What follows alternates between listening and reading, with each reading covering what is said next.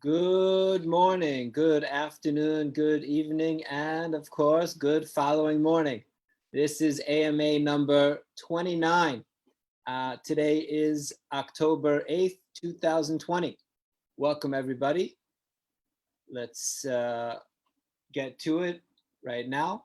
Benji, love it. Already like a young Paul Newman. I'll take it. Thank you very much. I don't know how young, but fair enough. Thank you, Benji. I might have to send you along with your JCC t-shirt that you're obsessed with. I might have to actually send you some of the pair of these glasses since you do seem quite taken with them. Today, after I finish talking to people on Facebook and my general blabbing, we have a very special guest, a really good friend of mine, somebody who's someone very close to me who I really miss. That he's not in Krakow, got very close to him during his time here in Krakow. Of course, we stayed in good touch, but Justin Kadis, the amazing Justin Kadis will be my guest today, somebody who really helped transform the JCC. We're gonna talk to him about that in just a few minutes, but let's see what else we have before that. Jeffrey Rolad, good morning, Jeffrey. Where is your fly? Yes, I do not have a fly on my head today. I decided to go without the fly. Flies are attracted to what they're attracted to. Evidently, I am not that attractive to flies. Perhaps if I enable a monster, I might be more attractive. No, jumping right in with the politics, Jeffrey, right in with the politics. I guess that's the season. Good morning, Saul. I look at from Saul from Seacliff. How you doing, Saul? I have to say, look, Benji, Jeffrey, and Saul, my three most greatest supporters on my Facebook Live on the AMA. Good to see you guys. Batting 1, 2, and 3 in the order. Good to see you guys. How is everybody today? Let's see what's going on in Poland. The corona has taken a drastic turn for the worse.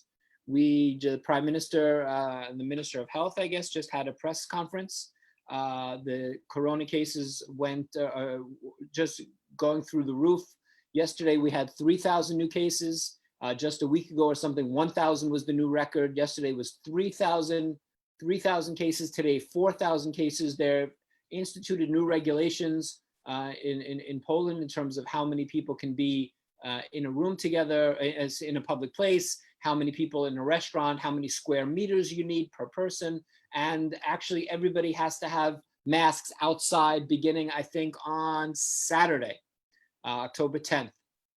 So anybody walking in any public place, you'll have to have masks. I personally think it's a good idea. The cases have been going up and up. To be honest, I think the cases are going up because kids are back in school. And then the kids, there's been a lot of it in schools. Kids come home, they infect their parents, and it gets around this way. So there's definitely a connection, as we see in Israel, between schools opening, as we see dramatically in Israel, between kids going back to school and cases on the rise in corona. So Poland is going back in the other direction. Things are becoming more restrictive. So we'll see how that works. Hey, Randy. Oh, Randy, you're very, very sweet. How are you, Randy? Hey, Sue Ellen. Good morning. Yes, like there aren't good. Excited to see me and Justin chat. Like there aren't thousands of miles between Cleveland and Krakow. Although there are officially thousands of miles between Cleveland and Krakow, I think there's always a special bond. And Sue Ellen, I think you might recognize this shirt. I'm going to pull it down a little bit. Today, I am wearing a Cleveland t-shirt that you actually got me, Sue Ellen. There you go. So in honor of Justin being my guest, I'm wearing a Cleveland t-shirt. Hi, Sita. Good morning, Sita. My dad is watching. Hi, Dad. Dad, I promise nothing anti-religious today. Don't worry, Dad. Everything's kosher on today's show. Good morning, Lori. Good afternoon, Rabbi Avi. Looking forward to seeing Justin, of course. We're all looking forward to seeing Justin. We miss Justin here in Krakow, and it's going to be good talking to him.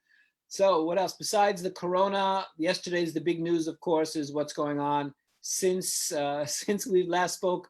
Trump got corona and healed himself with corona. But to be honest, I think he had corona probably even before last week's AMA. So let's say that Trump acknowledged having corona, infected half of the people around him, and then went to the hospital took some magic treatment and is now feeling better than he felt 20 years ago. What is there left to say? I don't know. It continues to endanger Americans and be a real menace to society. Not much to say, but yesterday, of course, was the vice presidential debate. I can't weigh in with any authority. I only watched bits and pieces. I haven't had a chance to watch the whole thing. To be honest, I sat down today with the idea of just getting through it, and I queued it up on YouTube and I started watching, and for some reason, watching the whole debate, I just can't. I couldn't do it. I couldn't watch the first one. I couldn't watch the one with Biden and Trump, and I couldn't get through Harris and Pence for some reason. Just seeing people lie and not be questioned about it on some deep level, I think it offends my sense of justice. I have this overdeveloped sense of justice. I want to fix everything and correct everything, and just having somebody stand there and be uncorrected with the lies is just something that bothers me. Hey, Emily, how are you? Emily in New Mexico. Good to see you. The ultimate bromance. Sebastian, are you referring to mine and Justin's bromance of 2014? True, it was the ultimate bromance, but I think we've kept it up. Distance may have separated us, but our bromance continues. Do not worry, fans of the Justin Jonathan bromance. It's continued going strong. Sebastian meant Avi and Justin. Another. Well, it was a bromance triangle, I believe, that the three of us had, separated by, now we're all in our own places these days. Hopefully Rabbi Avi will get back here. Justin, hope to see, well, I'm sure we'll see him during the summer for the ride. If not, but I'm sure I'll see Justin before that. But yes, the bromance is very real. Questions for me, the JCC Sukkah is up, looking very beautiful. I mentioned you can see some photos on Facebook, nice rainbow sukkah that we've done. And I want to announce we're doing an interesting project. This was really inspired by something that Rabbi Avi did, which was called the Mezuzah Project, which we had people donate mezuzahs to us from all around the world, and thank you for that. And then we gave the mezuzahs out to our community members who didn't have mezuzahs up on their wall. And Avi went and put the mezuzah up, said the blessing with them over the mezuzah, and those people, we gave away a lot of mezuzahs that way. Which is really a nice way for our community to sort of help connect them, to reconnect to their Jewish roots. So I mentioned many times, I think every week we really talk about it, and you see it with the big flag behind me, that Poland's LGBT community is under attack, and we as a JCC community, as the institution, feel a very strong need to stand with the community. So we've done many things to do that and help supporting our LGBT colleagues here in Krakow.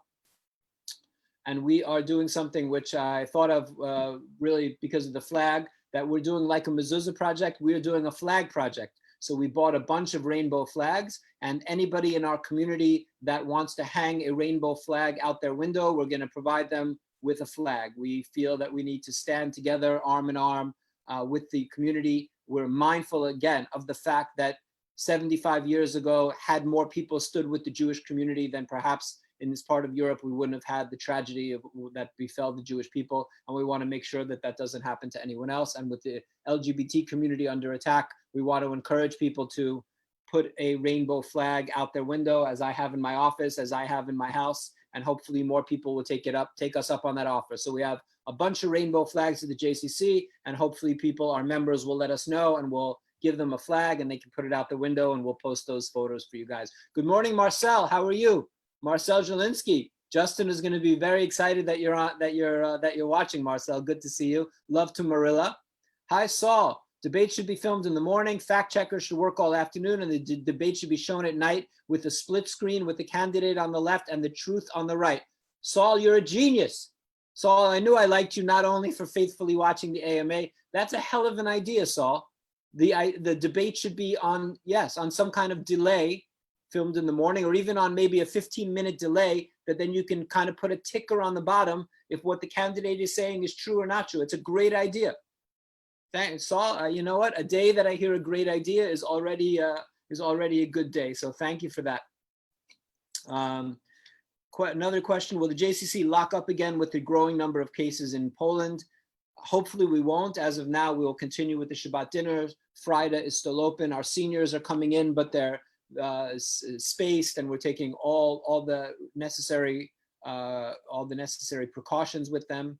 We are not listening to, we're on Team Fauci, not on Team Trump. So we are taking all the precautions that we can. So hopefully we won't have to close the JCC, but to be honest, my feeling in my gut is that it's a matter of time. And at a certain point, and not too long from now, we'll have to close down for a little while until this wave of Corona passes. But I hope it's not the case. I might be wrong. What do I enjoy most about Szmini Aceret? I'm going to say it again. I say it all the time. I do not understand what Szmini Aceret is. Every year I look it up. I check Wikipedia. I ask Rabbi Avi. Rabbi Avi explains it to me. I still can't understand what Szmini Atzeret is. So if anybody, looking at you, Rabbi Avi, or maybe Saul, you've shown how smart you are, Saul. If anybody wants to give me a few sentences to explain what Szmini Atzeret is, I've learned it for years and years. Hebrew school, little kid. I've never understood what Szmini Atzeret is. If you can get it into my head, then I would like to know. Next question, my thoughts on the NBA playoffs. I have been watching the NBA playoffs. Been a very good playoffs. I'm rooting, of course, against the evil LA Lakers. Although I acknowledge that they're great. But I have to say something, and I'm going to ask Justin. I'm going to save this conversation and see if Justin's watching the NBA. I'm going to ask Justin. I have some questions about LeBron for Justin. I have certain thoughts about LeBron that I'm going to wait and see. Hopefully we'll get to it with Justin. Saul can't even spell Szmini Atzeret. Well, no, of course. I don't see Rabbi Avi responding, which means he's furiously typing away and is going to give me a rabbinic explanation of Szmini Atzeret. But if any non-rabbis, let's see, how many of you can write in, how many of you actually, without looking on Wikipedia or asking a rabbi, how many of you can succinctly explain what Szmini Atzeret is? I'm gonna guess that not too many of you will be able to. Szmini Atzeret was Eddie Van Halen's Dutch birth name. Yeah, Benji Lovett. That's why you get paid the big bucks, Benji Lovett. That's why Benji, no day job Lovett, is able to support himself as a working comedian. Eddie Van Halen's birth name. What a tragic loss. Eddie Van Halen. You know, you feel old first of all, when you see that Eddie Van Halen was 65, you feel old. But yeah, Eddie Van Halen passed away. It's a shame. He was an amazing guitarist, and really brought me back to the hair days, the days of the hair bands in the 80s, which to be honest, as a child of the 80s, I really feel that it was a pretty crap decade on many levels. But that's probably a deeper dive than I want to go into today. Randy, it was your dad's favorite holiday. You got the day off and would visit him. But Randy, it was your dad's favorite holiday. Can you explain to us what Szmini Atzeret is? Okay, we'll see. Maybe Justin will explain to us what Szmini Atzeret is. Justin's favorite Jewish holiday is clearly, as we all know, Lag BaOmer. He was an expert on Lag BaOmer, but we're not sure about Szmini Atzeret. Yeah, Eddie Van Halen had cancer for 19 years. Yeah, it's tragic. What an amazing guitarist. Part Indonesian, I did see that. Rabbi Avi, there we go. Judaism, let it be known. Rabbi Avi says, I can't do it in a few sentences.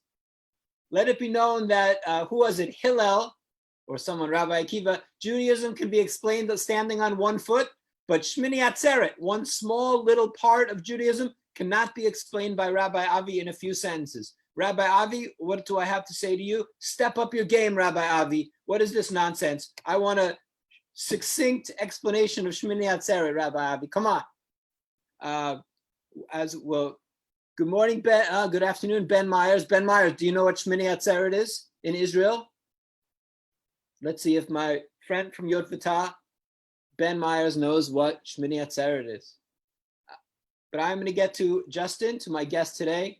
As I said earlier, very good friend of mine, somebody who really came, you know, as they say, there's a king in Polish history named Kazimierz, from whom the Kazimierz Jewish quarter was named. And they say he came to Poland, he came to Poland made of wood, and he left to Poland made of stone.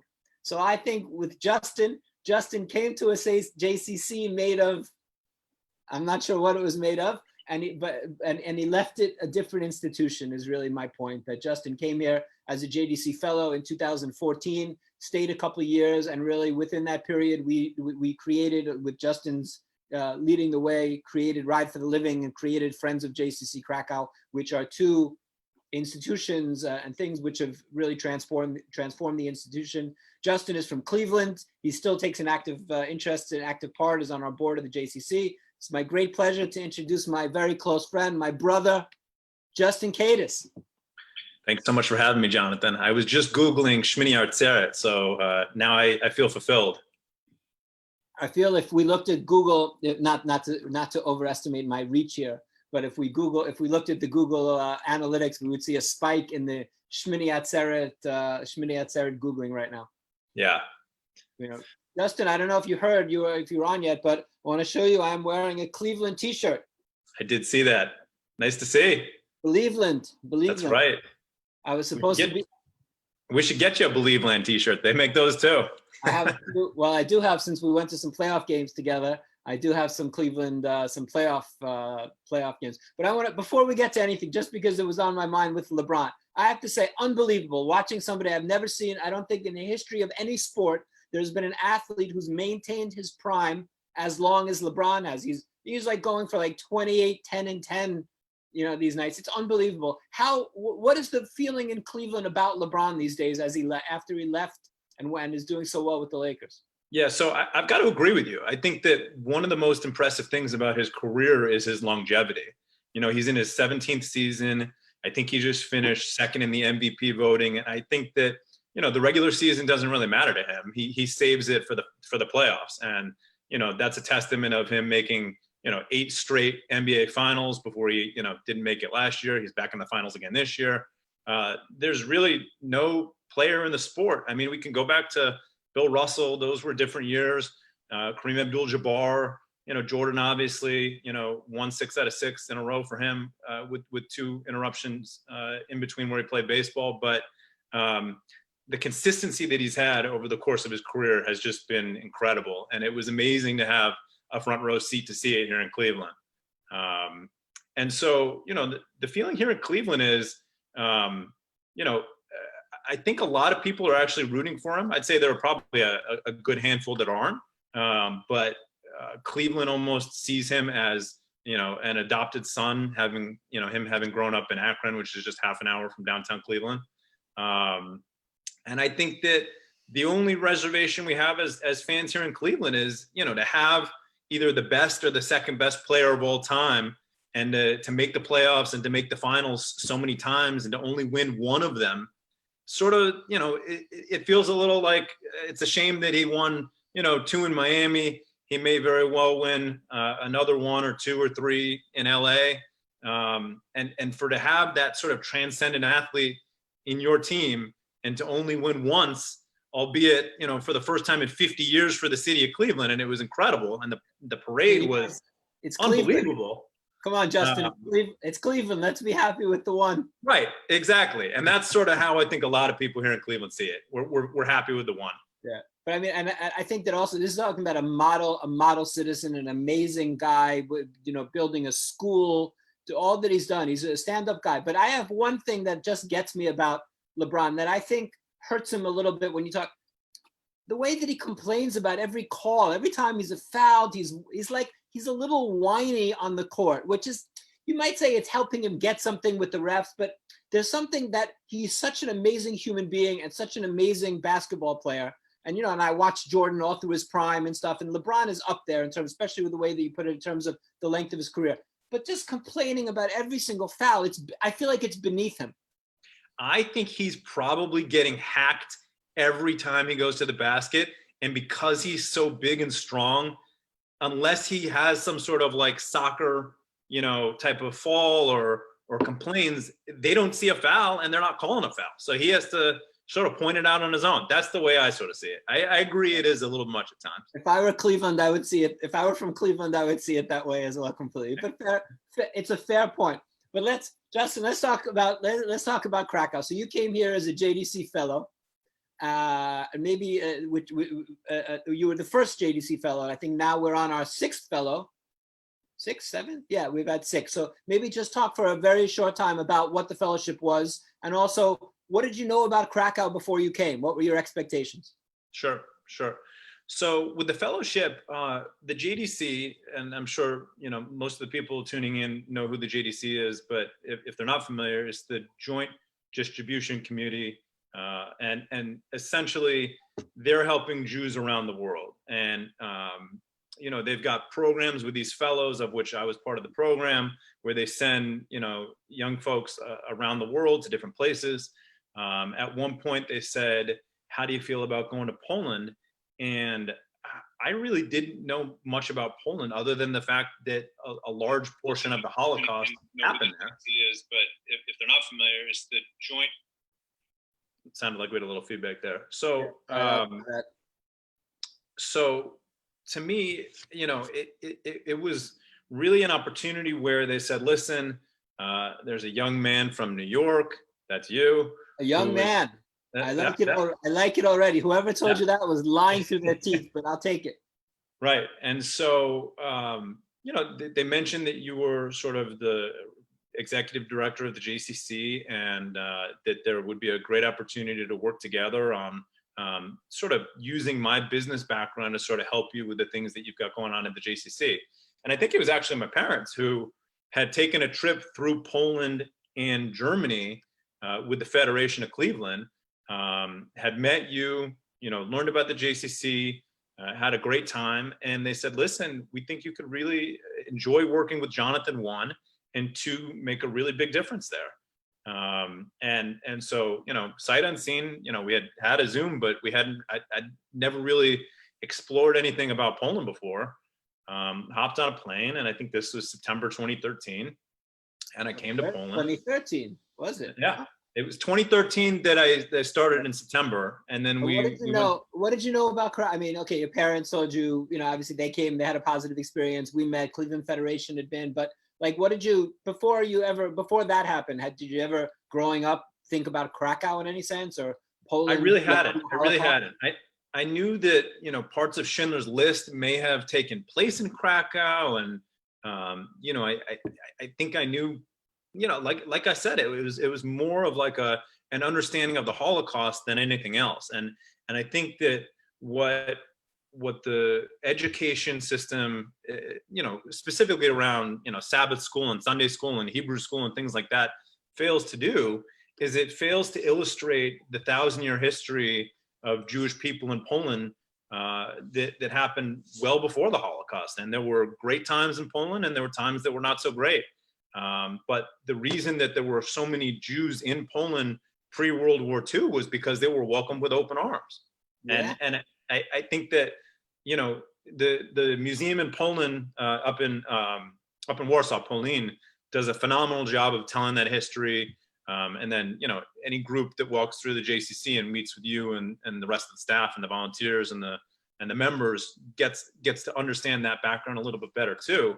But you don't really learn that growing up as a Jewish person in America. And with 75% of North American Jewry coming from Poland, it's really failing in terms of that type of education, in terms of really telling people what there is and what there was and what there will be.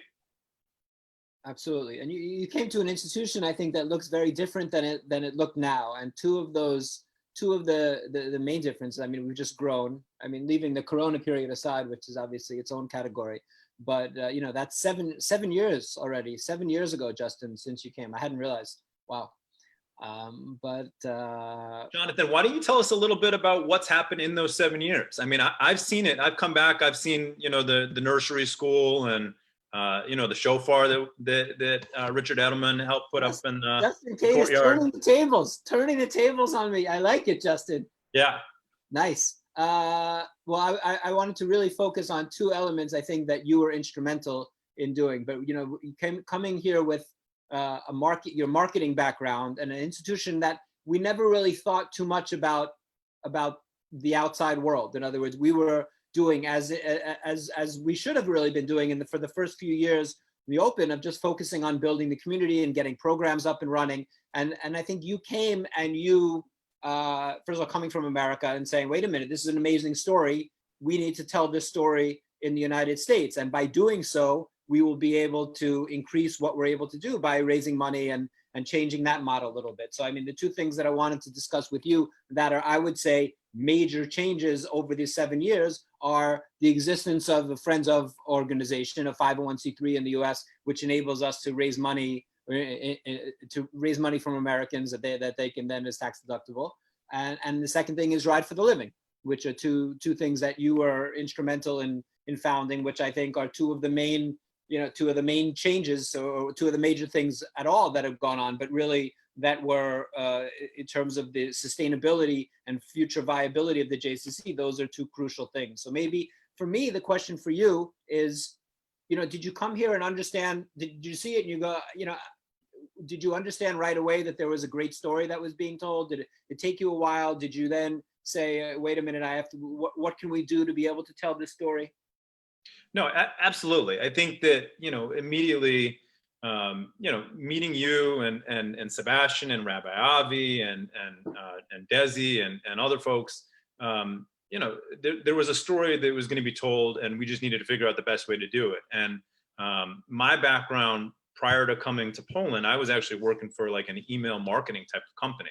And so I knew immediately that you had so many people coming to the building with different groups, and we needed to do a better job of cultivating an email list. And so we started building that email list, and I don't know, maybe Sebastian or how many people are on it today, but about 8,000. Okay, that's great. So from that email list, 8,000 more than when you came. Right. So with that email list, you're now able to, one, tell the story of what's going on day to day or week to week. Two, you're able to, do fundraising year round.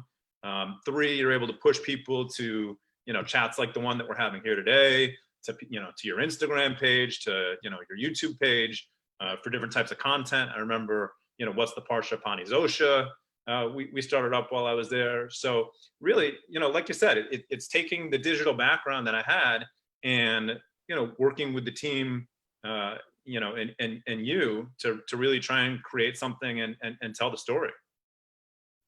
No, absolutely. And I think that we really are, the institution, obviously, or not obviously, I've been here from the beginning. So 12 and a half years. And I would say that was really, there was sort of there were two phases of the JCC, and really the second phase began when you came here and you're like, listen, there's a lot more that you guys can be doing with what's going on here.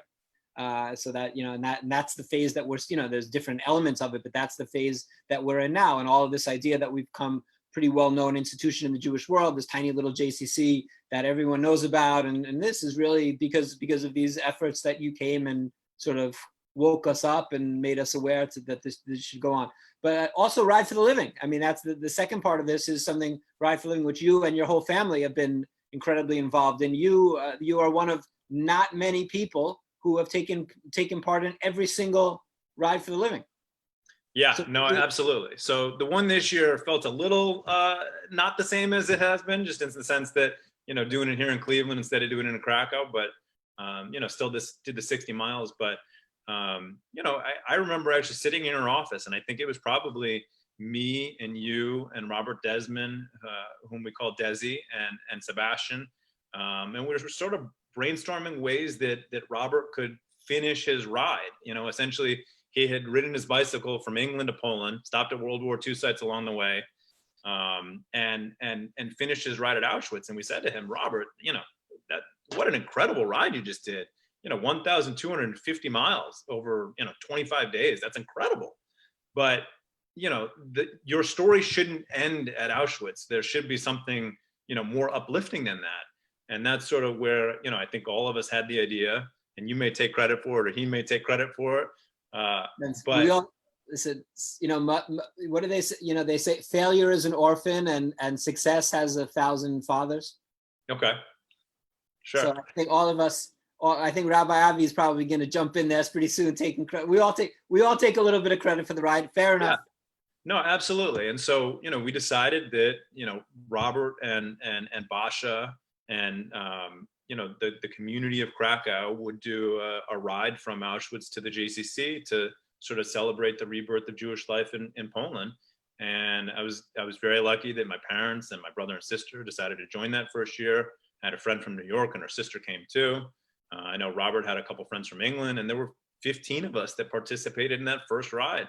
And from 15, it grew to 85 to 120 to 150 to 250, 300 people. I don't know what. Does it surprise you? Does the growth surprise you, Justin?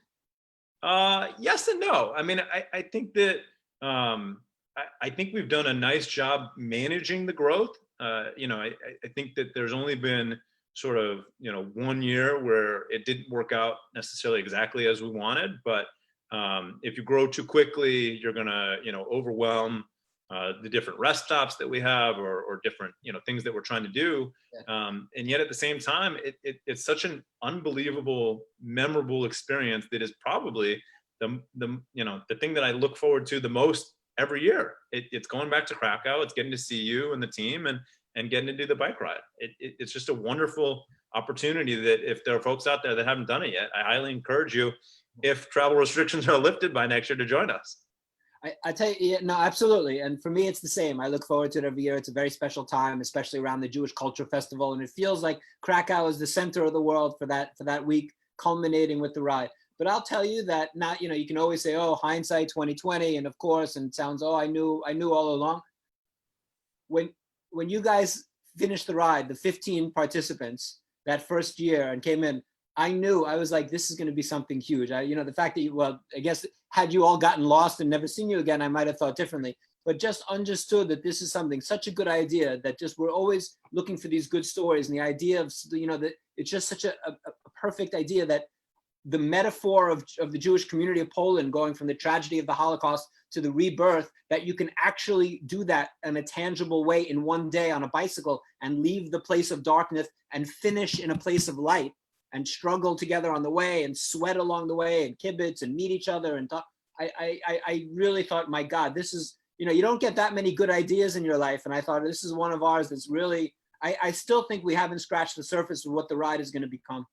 No, I absolutely agree. It's such an incredible experience, and just like you mentioned it, from darkness to light, from Auschwitz to the JCC.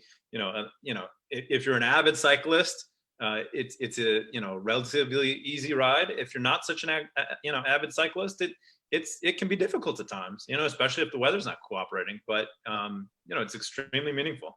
And I think with the film coming out this year, this feature film that our friend Melinda from Aspen is behind, and Mark Bennett, the director, is making, that'll come out within the next 6 months, I hope. I think that's going to be, this has all been organic growth, just telling your friends and people seeing social media. But with a feature documentary coming out about the ride, I think that's something that will really, take it to another level. No, absolutely. I can't wait to see it. And, I know I was tuning in a little bit before I jumped on. Marcel's watching. It's been an incredible experience getting to meet Marcel and his family, and to be able to do the ride with him every year. When he was a young boy, and liberated from Auschwitz, and he walked back to Krakow, and we sort of take the same route that he walked, or similar to it, by bike. It's just, it gives me goosebumps just thinking about it. It's just such a meaningful experience, and getting to meet him and his family. Well, yeah, absolutely. And Marcel's really become, listen, as your family has, I think that there's a JCC family that extends beyond our community around the world, people that really not only support us financially and give their time and money, but on a very different level, that it really is a family that we've created. Absolutely. But you fell in love not only with the JCC and the community and people like Marcel and this, but you really, I think you really came to appreciate Krakow. What was it that you really liked so much about Krakow, Justin? Because you're somebody who loved New York City, and you're always, I think you really sort of gravitate toward these larger kind of action places with a lot of action, yet you really like Krakow. Why did you like Krakow so much? Yeah, I mean, I think that there are probably a lot of reasons. I liked being able to, walk everywhere, the main market square. The Rynek was only a 15-20 minute walk from the apartment that I was living at, which was just a block from the river, which was just, a 5 or 10 minute walk to the JCC. The ability to walk around was wonderful. You know me, I'm a huge fan of food. So being able to, try all these different Polish specialties all around town was great. I remember you and I had a weekly date at Pizza Garden, which was great. Wonderful food, and really just the people. I think that, again, your pre-existing knowledge of Poland or thoughts about Poland are that it's sort of like a very gray place and a dark place with bad weather and people who are grouchy or whatnot, and it could not be much different than that when you arrive. I mean, the people are the friendliest people in the world. I've made such wonderful friends. I consider most of the folks that I've met more family than friends at this point. And it's completely different than what you expect.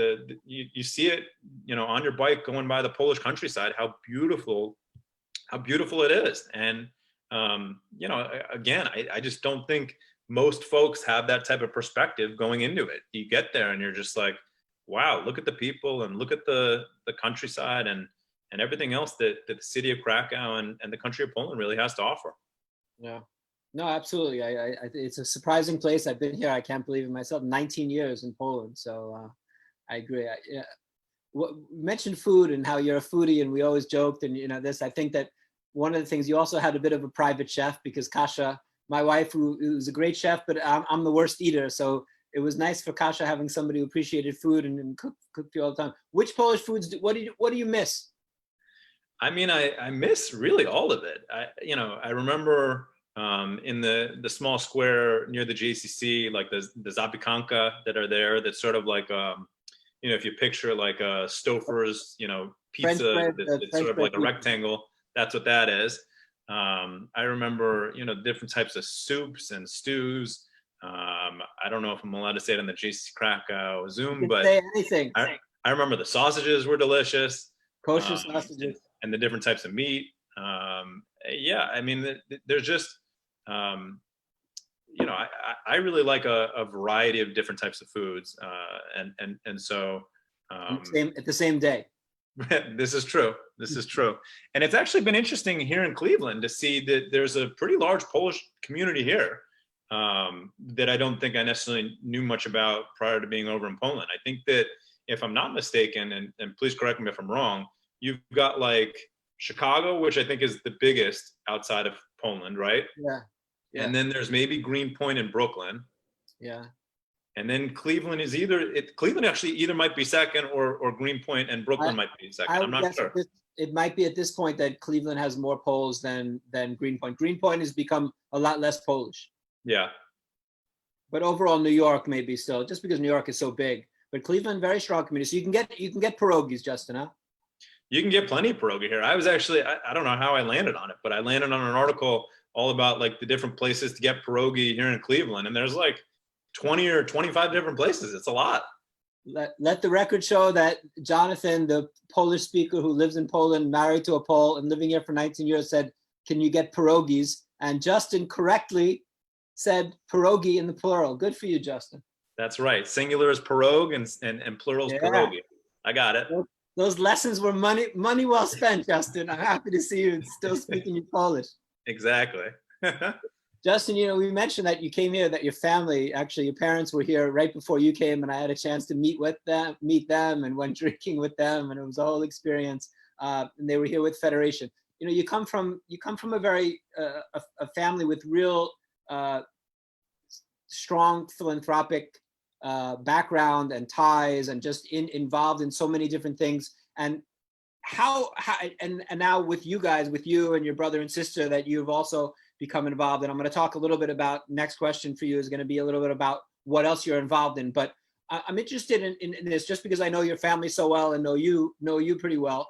How do they do that? In other words, they're so involved, your parents, and nationally and locally in Cleveland, and internationally involved in all different areas philanthropically, and they've transmitted that to their children. How did they do that? Did they say this is something you have to do? Did you just watch it and see what they did? Did they give you money when you were a kid and say, pick a charity and give some to this? How did they do that? Because they've done a really pretty fantastic job of getting all of the three of you understanding that as Jews, it's your responsibility to give back and to do tzedakah and all of that.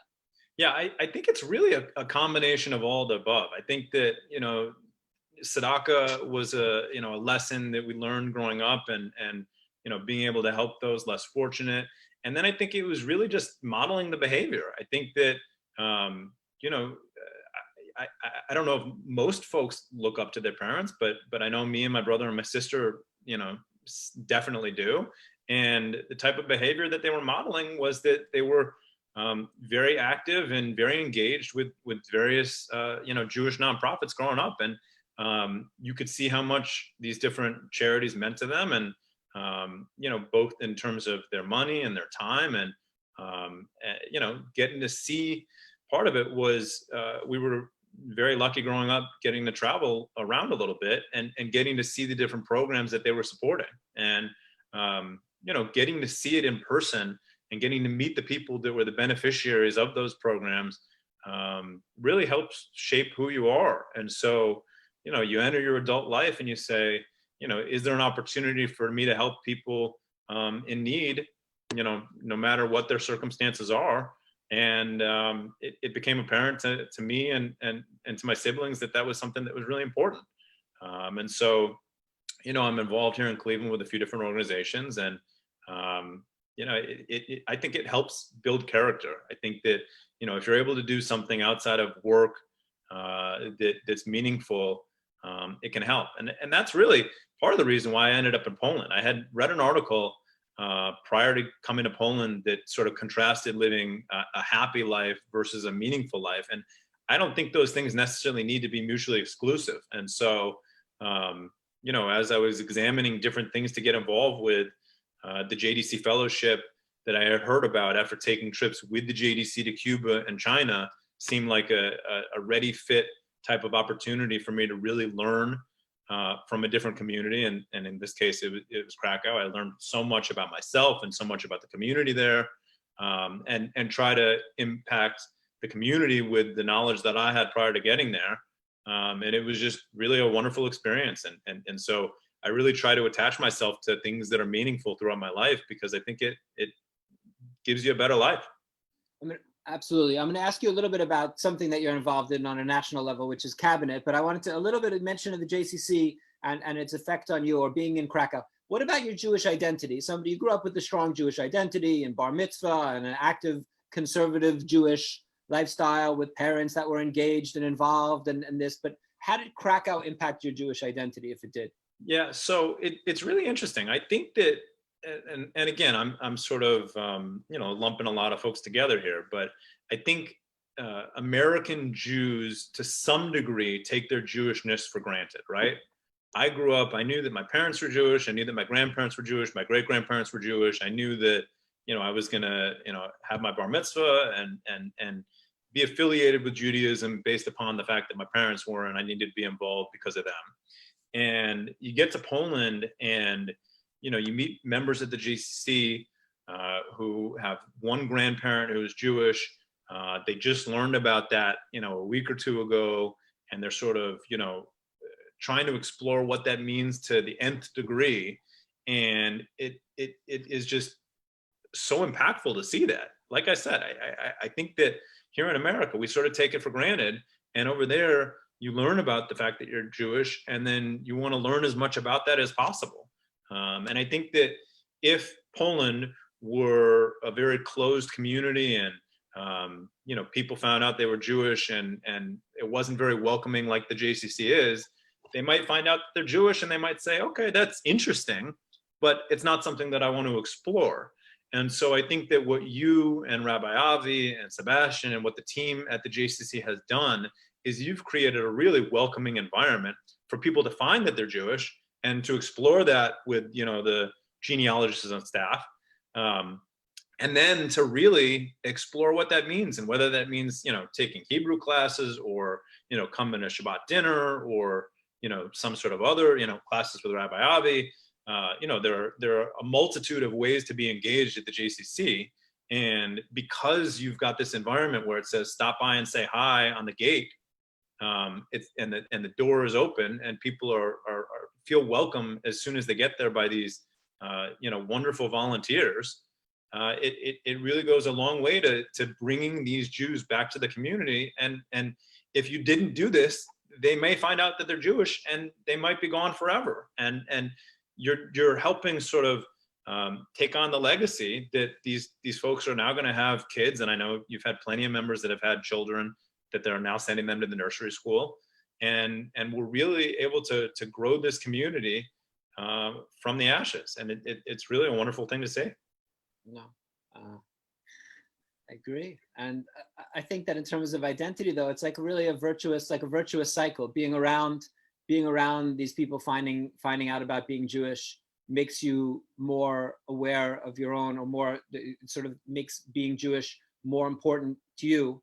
And then as your Judaism becomes more central to your life, then it becomes more important to you that these other people who have been denied being Jewish, or for just the way history has gone, that they haven't found out that they're Jewish, it becomes more important to you that more people like that find out. So they find out, and it kind of feeds on itself, which is why I think people, to some degree, people like you and some of the people that are more active, that have been so active with our community, whether working here like you, or just even donors or people that have supported us, really feel that connection. And I think that it kind of goes back and forth, and you start to understand, wait a minute, this has made me feel so good about my own Jewish identity. And what about these other people? And I can help others find out about being Jewish, and what a mitzvah it is. And it kind of goes around like that.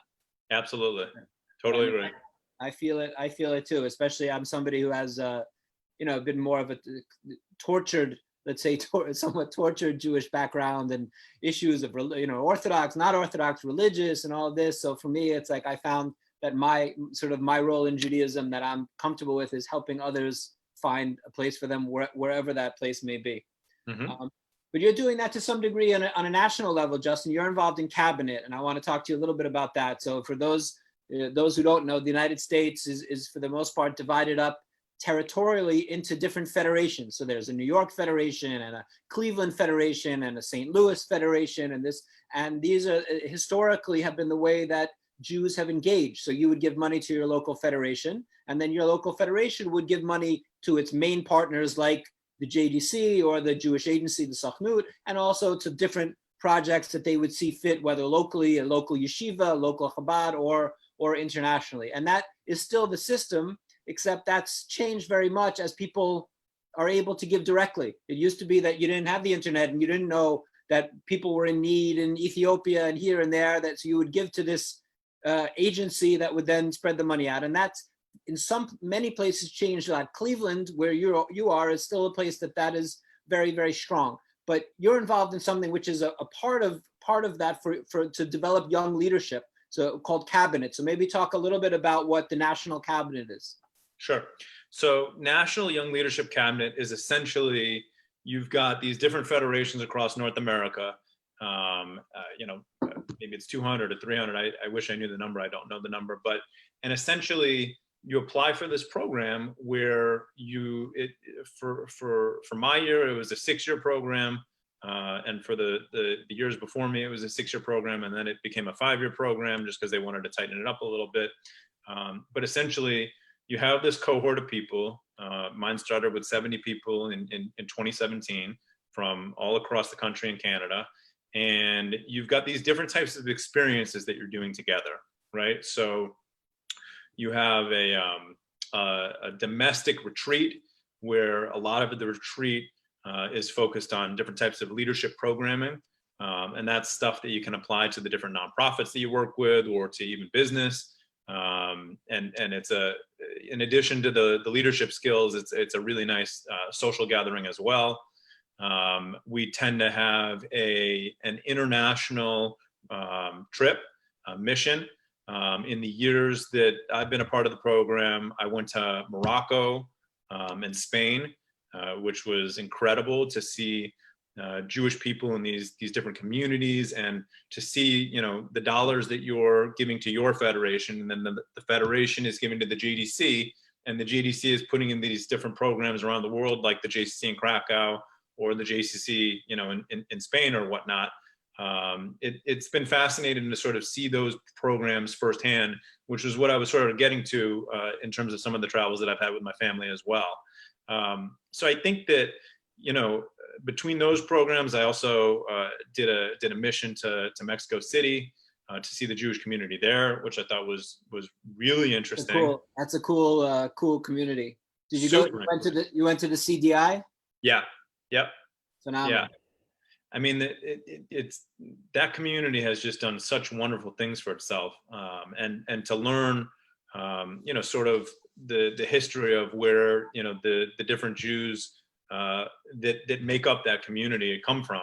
It was really interesting too, and so I think that this is part of, as we look to the future, what you need to sort of do in terms of trying to cultivate a donor is to have them experience and meet the people that are the beneficiaries. And so, Cabinet has done a wonderful job of putting together a great group of people that I consider very good friends across the country and Canada, along with, programming that's helping me become a better leader, along with, getting to see, where my dollars get to go and the impact it has on the different lives across the world. It's very powerful. So, I think the program is typically for folks between 30 and 45 years old. Like I said, it had been a 6-year program. It's now a 5-year program. And, if there's anybody on the Zoom that would like to learn more about it, I'd be happy to talk about it one-on-one. So. And what are the issues that the U.S. That you feel that you're facing now, besides Corona? Because to me, obviously, it's all Corona, the impact of Corona. What about the structural? Will there be a structural change to the Jewish community after Corona? So leaving the giant Corona elephant out of the question, when you're looking at the Jewish world, or when you're looking at the United States, what do you see? Because I think from a federation point of view, federation has to look a little bit deeper into the future, not just looking day to day, right? So you as future leaders of American Jewry, certain lay leaders of American Jewry, what are the issues that that you're being presented with moving forward that are the main issues to deal with? Is it poverty in the Jewish community? Is it anti-Semitism? Is it the issue of intermarriage causing a division in Judaism? What do you see? What do you see as the main issues coming up across the horizon as the Jew, say at least North American Jews? Yeah, no, I think it's a great question, and I think that you touched on a few of the ones that stand out to me. I'm on the Cleveland Hillel board here in Cleveland, and that's a composition of Case Western Reserve University and Cleveland State and 6 or 8 different local colleges and universities. And I think that what you mentioned sort of touches on the experiences that young Jews are seeing in school. And so there's BDS issues on campus and anti-Semitism. There's intermarriage and trying to decide how to raise your kids. As I look at a more holistic picture of the country, I think we're really heading in 2 directions, and they're both sort of polar opposites. I think that you've got religious folks who are going to be Orthodox, and they're going to pass it down to their kids and their grandkids and whatnot, and that's sort of one side of it. And then I think the other side of it is you've got folks that may be similar to me, grew up conservative. I don't really feel that attached to the religious aspect of Judaism. Right. To me, it's much more of a cultural type of experience, and I'm all for the traditions, but to me, going to synagogue, every Saturday is just not part of what I'm interested in. And so, what are the types of experiences that are attractive to me and other folks like me that can still allow me to engage with the Jewish community without having that religious aspect that is just not as exciting to me. And so, that's where I've become involved with some of these different organizations that I do, nonprofit work with. That's sort of how my experience is with Judaism right now. Obviously I'm going to do holidays with my family, and I really enjoy that. The question is, how do we impart this on the next generation who might be less excited than we are about it? And I don't really have a good answer there yet, other than trying to create as many experiences with Judaism, from a religious aspect, cultural aspect, food aspect, whatever it is, and trying to allow people the choice to engage with it, how they'd like to do it. I like that you didn't say food aspect first, Justin, although it was probably tempting for you. It No, was absolutely. And I think Cabinet's a wonderful program, and the more that I know about it, and through you, I got to know a little bit about it, and I have a bunch of friends also that are involved in Cabinet, have been involved in Cabinet, many of whom I really see that it's there's an understanding of the changing nature of American Jewry. There's an understanding that federation has to be something very different than it was in the past, as the way people give has changed, and this intermediary, it has to be relevant in a different way than it was in the past. It's sometimes, as worried as I am, and especially these days where many of us are very worried about a lot of things in the United States, but sometimes when I look from a philanthropic point of view and I see that people, young people or the next generation that are involved, it gives me some hope for the future. Absolutely. So, Justin, before I get to the important final questions, what's on the horizon for you? Working family business, things are good. With its own Corona complications, obviously. You're in Cleveland. What do you see coming up? What's in the future of Justin Kadis? Well, the most exciting news for me right now is that my sister is due with her first child in a couple weeks. So I'm going to be an uncle for the first time. Absolutely. And I'm extremely excited about that. Right. So huge mazel tov going out to Samantha and Jake and all the Kadai. Yeah. Other than that, I'd love COVID to go away as soon as possible.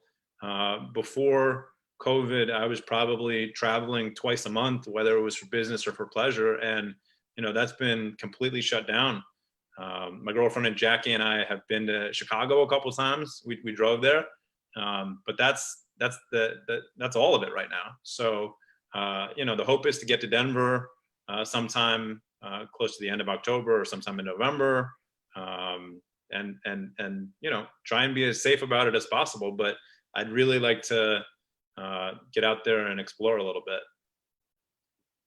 I'm with you, Justin. Twice a month sounds pretty much like what I used to be doing back in the previous lifetime of pre-corona. Yeah, it's strange when you're in a place wherever you are. People say, oh, to be in Cleveland or to be in Krakow, but people in New York City are also everyone's going out of their heads a little, especially if you're used to travel. Yeah. Absolutely. Listen, Justin, I've got a question for you before you get to the final question. My friend Boris, whom you've met, came on the ride a couple of years ago. He got a text from the Chabad rabbi here in Cleveland that said, if you're home at 10 a.m., I've got the Sukkah mobile. It's Sukkot holiday, and we'd like to do a mitzvah of shaking the lulav. There are 4 species with you. Is the JCC doing any type of Sukkah mobile? And how many varieties of lulav do you have there in Poland? Well, the 4 varieties for Arba Minim, it means that you have the lulav, the etrog, the willow, and the willow, arava hadassa, willow, and the other one in Hebrew. Wait, what is the willow and the? Okay. The thing, right, that you make the lulav and you put the other the thing. So those are the 4, not different types of the. I just remember you shake the lulav. It sort of looks like, I don't know, a thing that you shake. Myrtle, it's myrtle, it's myrtle and willow. Yeah, okay. You have the lulav, which is the palm frond. You have either side. You have willow and myrtle, and then you have etrog, and you put it together. That was like a lemon. Say some, right, citrus fruit from Israel, and you shake them together and you say some prayers. So yes, we do have it here. We're not really doing like going around so much. First of all, there aren't just that many random Jews that we know about, so it's a little more fertile ground in Cleveland with 80,000 Jews than Krakow. But we do have lulav and etrog here and everything, and we're doing it as well. So yeah. So tell Boris he should shake. You should give it a shake. It can't hurt. Give it a shake, Boris. Justin Kadis, 3 favorite films. Oh man, oof. 3 favorite films. Do you ask this to every person and I just haven't been on to the end? Do you never watch till the end? Boy, that is tough. Well, you, as I was exiting Poland, one of the things that you actually gave me a few different Polish posters, and Poland is famous for its poster culture. And I've got them on my walls. I'm looking at one right here. I got one behind me. There's a third somewhere. And one of them is from The Big Lebowski, which I think gets better with every viewing. It's a very interesting and funny movie. That would be up on my list. Boy, you really put me on the spot here. Can't all be softball questions, Justin. Come on. I would say, and you know, in terms of film quality, this would not be on the top of anybody's list.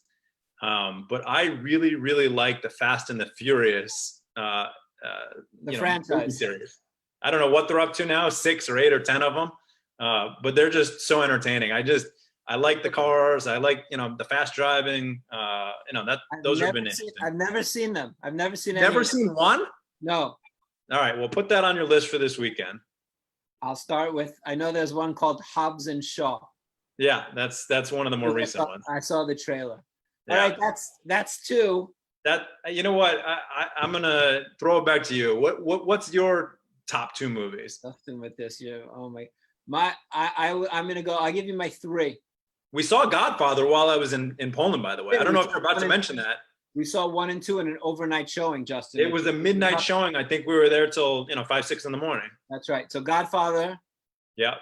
I'll give you some. Godfather, Pulp Fiction, Heathers.